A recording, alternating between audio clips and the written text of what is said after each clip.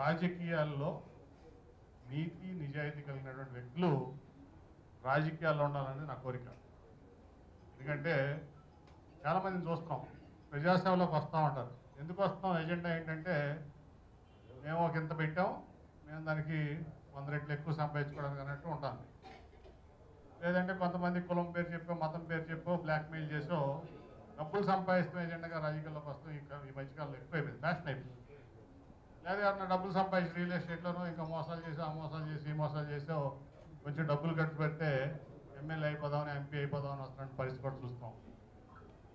రాజకీయం అంటే, ప్రజాసేవ అంటే చాలా త్యాగం కావాలి, సాక్రిఫైస్, సెల్ఫ్ సాక్రిఫైస్ కావాలి. అంత త్యాగం ఉన్నవాళ్లే రాజకీయంలో రావాలి. అంతేకాని మేమెంత డబ్బులు పెడతాం, తర్వాత ఎంత డబ్బులు సంపాదిస్తాం, ఇదే ఎజెండాగా ఉన్నవాళ్ళు రాజకీయంలోకి రావడం అంటే నాకైతే ఇష్టం ఉంటుంది. నేను రాజకీయంలోకి వచ్చిన పర్పస్ అది కాదు, నేను దాన్ని సహించను కూడా. సో నేను రాజకీయంలోకి వచ్చినప్పుడు నాకు 48 ఏళ్ళు. అంటే ముందు వచ్చినా నేను ఎంపీ పడిన నాకు 48 ఏళ్ళు. ఇప్పుడు నాకు 58 నిండుతున్నాయి జనవరికి 22. ఇప్పుడే ఈ నెలలో 22కి నాకు 58 నిండుతాయి. నిజంగా కూడా నాకు నేను పుట్టిన ఊరికి సేవ చేసిన భాగ్యం నాకు విజయవాడ ప్రజలు ఇచ్చారు, అలా తెలుగుదేశం పార్టీ ఇచ్చింది, చంద్రబాబు నాయుడు గారు ఇచ్చారు. నేను చాలా హ్యాపీ దాన్ని. అట్లాగే ఈ 10 ఏళ్ళు నా ఈ అధికారాన్ని ఏదైతే ఎంపీగా ఉన్నానో ఎయిర్పోర్ట్ ప్రోటోకాల్ తప్ప నా కుటుంబం నేను వాడుకోవాలి. నా వ్యాపారం అనుకున్న సంగతి కూడా మీకు తెలుసు. అట్లాగే నా చుట్టూ ఉన్న వాళ్ళు కూడా అట్లాగే ఉండాలని నా కోరిక. 5 ఏళ్ళు మా గోగుల రమణకి డిప్యూటీ మేయర్ ఇస్తే, విజయవాడలో డిప్యూటీ మేయర్ అంటే మీకు తెలుసు ఎంత సంపాదించుకోవచ్చు. కానీ పార్టీకి కానీ తనకు కానీ ఒక మచ్చ లేకుండా 5 ఏళ్ళు మరి నీతిగా నిజాయితీగా చేసినటువంటి వ్యక్తి గోగుల రమణ. ఆ నీతి నిజాయితీ ఎప్పుడు మిగిలిపోతుందన్నమాట. శాస్త్రం. ఇప్పుడు గాంధీ గారి గురించి ఎందుకు చెప్తున్నాం? ఏముంది ఆయనకి? మోడీ గారు కూడా మరి ప్రధానమంత్రి ఎట్లా అయ్యాడు? ఆయనకి ఏముంది? కేసీఆర్ ఉన్నాడు, ఆయన ఎట్లా అయ్యాడు? కింద స్థాయి నుంచి ఎట్లా పైకి వచ్చాడు? ఆయన చంద్రబాబు నాయుడు గారు ఎంత పైకి వచ్చాడు? ఇంట్రారు ఎట్లా పైకి వచ్చాడు? వీళ్ళందరూ ఒక స్ఫూర్తి అన్నమాట. సో నేను ఇవాళ బేక్ను ప్రమోట్ చేస్తున్నా. నేను ధైర్యంగా చెప్తా. ఏం చెప్తానంటే, నాకు బేక్ ఎవరో 2019 తెలియదు. అసెంబ్లీ ఎలక్షన్లో సడన్గా కనిపించాడు. అక్కడ చేస్తున్నానండి పార్టీ నాడు చేర్చాం. కానీ ఫ్యామిలీ బ్యాక్గ్రౌండ్,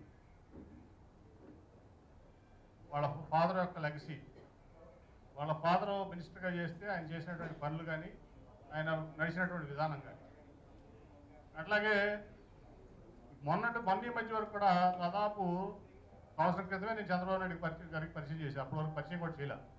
ఎందుకంటే ముందు నేను సాటిస్ఫై అవ్వాలి మనిషితో. ఈ వ్యక్తిని చంద్రబాబు నాయుడు గారి దగ్గర తీసుకెళ్తున్నాను, లేదా పార్టీలో ప్రమోట్ చేస్తానంటే ఆ వ్యక్తి కరెక్ట్గా ఉంటాడు, ప్రజలకు సేవ మాత్రమే చేస్తాడు, దీన్ని వ్యాపారంగా వాడతానే నాకు నమ్మకం కలిగిన తర్వాత, ఫ్యామిలీ అందరితో మాట్లాడిన తర్వాత చంద్రబాబు నాయుడు గారు పరిచయం చేసి, ఇవాళ నిన్నగా మనం చూశారు మీరు అందరూ కూడా, యువకాలంలో ముస్లిం రిప్రజెంటేటివ్గా, ఏకైక రిప్రజెంటేటివ్గా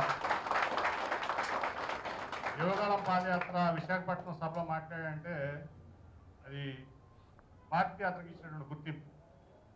పార్టీ అతనికి ఇచ్చినటువంటి గుర్తింపు. ఇంతమంది ముస్లిమ్స్ ఎంతమంది ఉన్నారు, కానీ షరీఫ్ గారు ఒక త్యాగదనుడు. ఆ తర్వాత అంత గుర్తింపు మన ఎంఎస్ బేక్కి చంద్రబాబు నాయుడు గారు, లోకేష్ గారు, యువకాలం పాదయాత్ర. నేను అతను ఒకే రకంగా చూస్తున్నా. రేపు 20 ఏళ్ళు ఈ పార్టీకి ఒక ముస్లిం ఫేస్గా ఉండాలి, ముస్లిం కులానికి, ముస్లిం మతానికి ఒక రిప్రజెంటేటివ్గా నేషనల్ వైడ్ నాకు ఉండాలని చెప్పి నా కోరిక. ఆ కోరికతోనే నేను ప్రమోట్ చేశాను. నా స్వార్థం, మా పర్సనల్ ఎజెండా కూడా వెళ్ళలేదు దీంట్లో. నేను బేకం ప్రమోట్ చేయడంలో నా పర్సనల్ ఎజెండా ఏం లేదు. చాలామంది అనుకున్నారు నేను విజయవాడ వెస్ట్ తీసుకుంటే శ్వేత పోటీ చేస్తుందని. నేను క్లియర్గా మీ అందరికి మీటింగ్లో చెప్పాను, పబ్లిక్గా చెప్పానా? నా కుటుంబ సభ్యులు ఎవరో కూడా విజయవాడ వెస్ట్ నుంచి పోటీ, అప్పుడు బేక్ లేడు, నా కుటుంబ సభ్యులు ఎవరో కూడా విజయవాడ వెస్ట్ నుంచి పోటీ చేయరు. అది బీసీలు కానీ మైనార్టీ సీట్ కానీ, అది మా కుటుంబ సభ్యులు ఎవరు ఇక్కడ రారు, పోటీ చేయరు. మేము రాజకీయం చేసేది ప్రజాసేవ కోసం, ఈ ప్రాంతం కోసం తప్ప ఏదో వెస్ట్ నేలుకుందామనో, ఈస్ట్ నేలుకుందామనో, సెంట్రల్ నేలుకుందామనో ఏదైనా సామ్రాజ్యం కాదు. నిరంతరం కింద కూర్చుంటే మీరు చూస్తూ ఉంటారు. నాకే టైం వేస్ట్ అనుకుంటారు చాలామంది. కానీ చాలామంది ఇప్పుడు వచ్చినప్పుడు సమస్యలు మన హరిబాబు చెప్పారు. ఒకరోజు వచ్చాడు, ఏదో పని మీద వస్తూ ఉంటారు. నాకు ఎవరినా కూడా అడగను. ఎవరినైనా సరే అది మంచి అనుకుంటే, వాళ్ళు ఇబ్బంది ఉన్నారనుకుంటే చేసి పంపిస్తే నాకు భావిస్తాను. అట్లాగే వాసమునియ నిజంగా గర్వం నాకు. వీళ్ళందరూ నా టీంలో వీళ్ళందరూ ఉన్నారంటే నాకు గర్వంగా అనిపిస్తుంది. ఒక పేద కుటుంబం ఆటో తోలుకుంటూ వచ్చాడు, సొంతంగా సర్పంచ్ అయ్యాడు ఏకొండూరు మండలంలో. అట్లాగే జెడ్పీటీసీ అయ్యాడు, ఎంపీపీ అయ్యాడు. మరి ఇవాళకి అదే పేదరికంలో ఉన్నాడు. అది నిజాయితీ అంటే, ప్రజాసేవ అంటే. సో ఇటువంటి వ్యక్తులు నిజంగా అయితే ఒక ఎమ్మెల్యే కాదొక వ్యక్తి తిరుగురికి అంత నిజాయితీ ఉంది, అంత పబ్లిక్ సర్వీస్ ఉంది. సో ఇటువంటి వ్యక్తులు నిజంగా ప్రజాసేవలో ఉండాలి. మనం రాజకీయం అంటాం, దాని హిందీలో రాజనీతి అంటారు.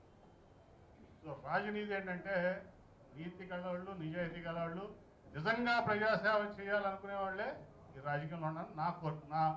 నా అజెండా, నా అభిలాష, అట్లాగే నా ఐడియాలజీ. కాబట్టి చాలామంది నన్ను వ్యతిరేకిస్తారు. ఎందుకు వ్యతిరేకిస్తారు మీ అందరికీ తెలుసు. నేను అవినీతిని సహించను, నేను ల్యాండ్ గ్రాబింగ్ సహించను, నేను వేరే పనులు చేసి పార్టీకి చెడపేరు తెచ్చేవాడిని సహించను. నేను ఆర్గనైజేషన్లో పనిచేస్తానంటే నా ఆర్గనైజేషన్ టీమ్ బిల్డింగ్ ఇంపార్టెంట్. నాకు బేగ్ లాంటి వ్యక్తులు కావాలి, వెనకంటి జీవరత్నం లాంటి వ్యక్తులు కావాలి, నాకు వాసం ముని లాంటి వ్యక్తులు కావాలి, నాకు మా గోగుల రమణ లాంటి వ్యక్తులు కావాలి, మీరందరూ కావాలి. అంతే తప్ప మేము వచ్చాం, మేము ఈ ప్రాంతానికి ఎమ్మెల్యే అయ్యాం, లేకపోతే ఇన్ఛార్జ్ అయ్యాం, మేము ఏలుకుంటాం, దోచుకుంటాం అంటే సహించే పనే లేదు. అంతగా తప్ప నా మీద వ్యతిరేకైనా అవినీతి చేయలే. నేనేమి ఎవరికి చీకటి సామ్రాజ్యంలో వ్యాపారంలో వస్తుందో పార్ట్నర్ కాదు. నా మీద నాకు వాళ్ళకి ఎందుకు పడదు? నేనేమో పార్ట్నర్నా? ఈ దాంట్లో నేను మాట్లాడిగానా? మాట్లాడలేదు కదా. ఎందుకు పడదంటే వీడు ఒక కాపలా కుక్క విజయవాడ పార్లమెంట్కి, వీడు తినడం మమ్మల్ని తిన్నీడు అన్న తప్ప ఏం ఎజెండా లేదు ఇక్కడ. అంతేనా? వీడు దోచుకోడు, ఈ విజయవాడ దోచుకోలేడు, వీడితో మాకు సాగు, వీడు ఎంపీగా లేకపోతే మాకు హ్యాపీగా ఉంటుంది. వీడు అసలు ఈ తెలుగుదేశం పార్టీ నుంచి పోతే మేము చక్కగా ఈ పార్టీని, ఈ బెదవాడిని ఇక్కడ జగ్గేపేట నుంచి విజయవాడ ఈస్ట్ వరకు, అటు తిరువురు వరకు దోస్తూ తినొచ్చు అనేదే ఎజెండా.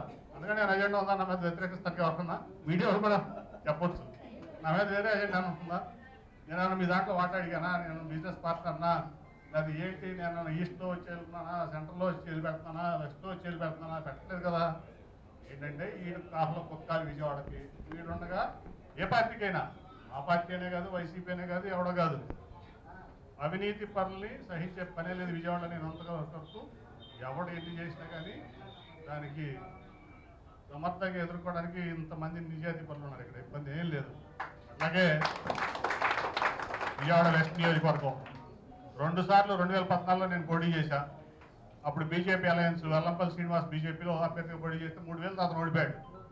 నేను 14,000 మెజార్టీ ఇచ్చింది ఇదే విజయవాడ వెస్ట్ నియోజకవర్గం నాకు.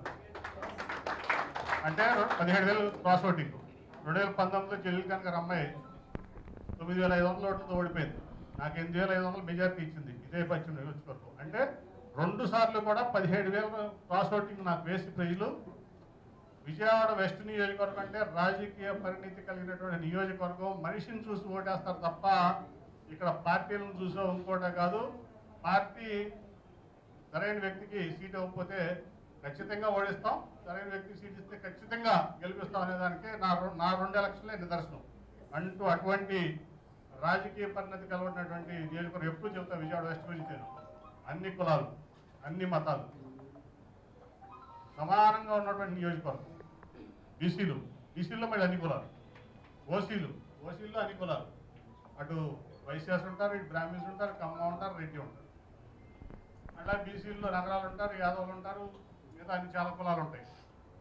అట్లాగే మీకు ముస్లిమ్స్, క్రిస్టియన్స్, మీకు అన్ని ఇంత సమకూర్పుకున్నటువంటి అసెంబ్లీ నియోజకవర్గం ఈ 2 తెలుగు రాష్ట్రాల్లో, ఒక రాష్ట్రం కాదు ఉందంటే అది విజయవాడ వెస్ట్ నియోజకవర్గం. అక్కడ ఓటర్లు కూడా చాలా రాజకీయ పరిస్థితితో ఆలోచించి ఓటేసేటువంటి ఓటర్లు నిశ్చితంగా గమనిస్తూ ఉంటారు రోజువారీగా వాళ్ళ లీడర్ని. ఎంఎస్బీకి ఏంటి, కేసు తిన్నాని ఏంటి, లేకపోతే ఒక కాళ్ళమని వ్యాపారస్తుడు ఏంటి, లేకపోతే కనవతల గుడ్డు దోస్తే వాళ్ళు ఏంటి, అన్నీ ప్రతిదీ వాళ్ళకి తెలుసు. ప్రతి చిన్న ఇంట్లో కూడా దాన్ని బట్టే ఓటు ఉంటుంది అక్కడ. కాబట్టి మీ అందరూ కూడా చాలా ఇప్పుడు దాదాపు టీం టీడీపీ విజయవాడ వెస్ట్ అంటే అన్ని రకాలుగా కూడా మరి రాధాకృష్ణ కానీ మీరందరూ కానీ ఒక టీమ్గా పనిచేస్తున్నారు మన వాళ్ళంతా కూడా. ఆ రోజు విజయవాడలో కొంతమంది ప్రెస్ మీట్ పెట్టి 50 మంది కార్పొరేషన్ ఓడించారు. కార్పొరేషన్ రావాలి వాళ్ళ స్వార్థం కోసం ఓడించారు, అందరూ బలైపోయారు. అటువంటి వాళ్ళందరూ కూడా ఇక్కడ మేము ఇది లేదన్నప్పుడు వాళ్ళందరికీ నేను ఉన్నాను, మీరు ముందు పని చేయండి, ఇది మందే, అవినీతి పనులతో స్వార్థ పనులతో లాలుచి వ్యక్తులు కాదు, ఇది మీ అందరి కోసం నేను అంటానని చెప్పి పికప్ చేశాం. దాని తర్వాత మన రాజు జైన్ కూడా మరి అతను ఒక మార్వాడి అయి ఉండి అతను ఆ రోజు నిలబడి మనకు ఆఫీస్ ప్రెమిసెస్ ఇచ్చాడు. తనే అంతగా డబ్బులన్నీ ఖర్చు పెట్టుకుని తను ఆఫీస్ రెడీ చేసి ఇచ్చాడు. అటువంటి మరి 40 ఏళ్ళ తర్వాత 82లో పార్టీ పెడితే 22లో 2022లో 21లోనూ మనం ఆఫీస్ ఓపెన్ చేస్తున్నాం. 40 ఏళ్ళ తర్వాత కానీ మనం ఒక సరైన ఆఫీస్ ఆఫీస్ ఇచ్చినటువంటి రాజు జైన్ కూడా చాలా మరి ఆయన కూడా వాళ్ళు ఉండాల్సిన మా సభలో ఎందుకు లేడో. సో వీళ్ళందరూ కూడా ఒక పక్క సారేపల్లి రాధాకృష్ణ, అలాగే ఒక పక్క రాజు జైన్ అవనండి, మన వాళ్ళంతా టోటల్ టీం అంతా అన్ని కులాల మతాలు కలిపిన తర్వాత వాళ్ళకి అండగా మరి బేగ్ కూడా ఒక సంవత్సరాల నుంచి మా అందరితో కలిసి ప్రయాణం చేస్తున్నాడు. ఖచ్చితంగా నాకు ఎటువంటి డౌట్ లేదు, ఇటువంటి వ్యక్తులు అసెంబ్లీలో అడుగు పెడతారు, ఎటువంటి డౌట్ లేదు. దానికి మన యువగళం పాదయాత్ర నిదర్శనం. పాదయాత్ర ముగించే చంద్రబాబు నాయుడు గారు కూడా అవకాశం ఇచ్చారు ఆయనకి, లోకేష్ గారు, చంద్రబాబు నాయుడు గారు. నిజంగా కూడా విజయవాడ వెస్ట్ నుంచి ఒక మంచి వ్యక్తి, బేగ్ లాంటి మంచి వ్యక్తిని ఎన్నుకొని చట్టసభలో పంపిస్తే వెస్ట్లో పార్టీలకు అతీతంగా అందరూ కూడా మంచి వ్యక్తులు కోరుకుంటారు. కాబట్టి ఖచ్చితంగా నాకు ఎటువంటి డౌట్ లేదు, బేగ్ చట్టసభలో ఉంటాడు. అలాగే ఈరోజు పార్టీలో చేస్తుంది అందరూ కూడా, ఇది మీది పార్టీ, నేను అక్కడ ఉన్న ఎందుకంటే మీరు వీళ్ళందరికీ అండగా నేను ఉండాలి, లేదా వీళ్ళు చల్లా చేతులు అయిపోతారు వీళ్ళంతా. కొన్ని కబంధ హస్తాల నుంచి ఈ వెస్ట్ని విముక్తి చేయాలని చెప్పి మాత్రమే నేను అక్కడ రెస్పాన్సిబిలిటీ తీసుకున్నాను. అందుకే తర్వాత చెప్పాను, నేను దేంట్లో ఇన్వాల్వ్ అవను, సమన్వయ కమిటీ వేసుకోండి, మీరు చెప్పిందే నేను ఓకే అంట. నా ఇక్కడ తిరుపతి లెటర్, దర్శన లెటర్కి విజయవాడ వెస్ట్ నుంచి చూసిన సమన్వయ కమిటీ పంపిస్తాను, వాళ్ళు ఓకే చేస్తేనే నేను లెటర్ ఇస్తాను. ఎందుకంటే ఇది ప్రజాస్వామ్యంలో నడవాలి, మెజారిటీ ఓన్లీ ప్రివేల్స్. కాబట్టి ఏది పట్టరామయ్య కానీ మన వాళ్ళందరూ టోటల్గా మన వ్యక్తులందరూ, మన కనకారావు కానీ నాగు కానీ అందరూ పేర్లు చాలామంది ఇక్కడ ఉన్న వాళ్ళందరూ కూడా అందరూ కష్టపడి ఒక కార్యం తీసుకొచ్చారు.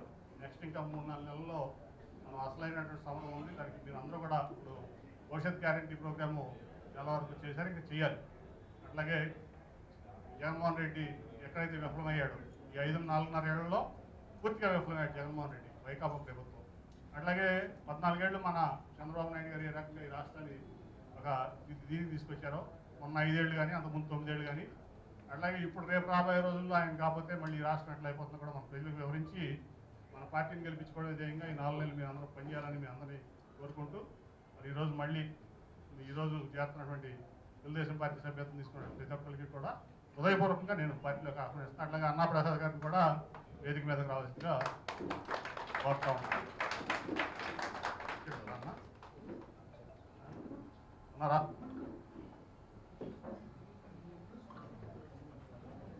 ఇప్పుడు కొత్తగా చేరేటువంటి వ్యక్తులందరికీ కూడా మనం వారిని మన తెలుగుదేశం పార్టీ కండువా కప్పి పార్టీలోకి ఘనంగా ఆహ్వానిస్తే కార్యక్రమం ప్రారంభమవుతుంది. Thank you.